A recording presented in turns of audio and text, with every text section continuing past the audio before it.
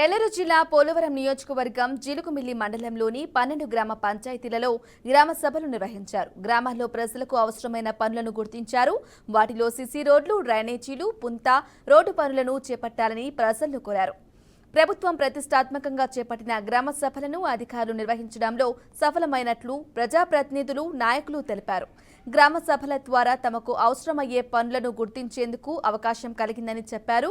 గ్రామ సభలన్నీ ఆయా పంచాయతీల సర్పంచ్ల అధ్యక్షతన జరగక ఎంపీడీఓ కె కృష్ణప్రసాద్ పర్యవేక్షించారు.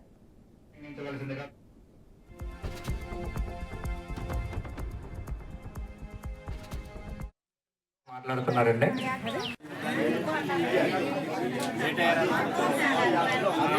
అన్ని రోజులు అంతా మొత్తం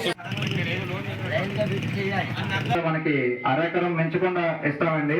225 పిల్లర్స్ తో 900 ప్లాంట్స్, 900 మొక్కలు మనం ఇస్తామండి. రైతుకి 2,714,000 రూపాయలు లబ్ధి వస్తుందండి ఈ డ్రాగన్ ఫ్రూట్ ద్వారా. అదేవిధంగా కోకో కూడా ఉందండి మన దాంట్లో. ఇప్పుడు మన ఈ కార్యక్రమాన్ని ఉద్దేశించి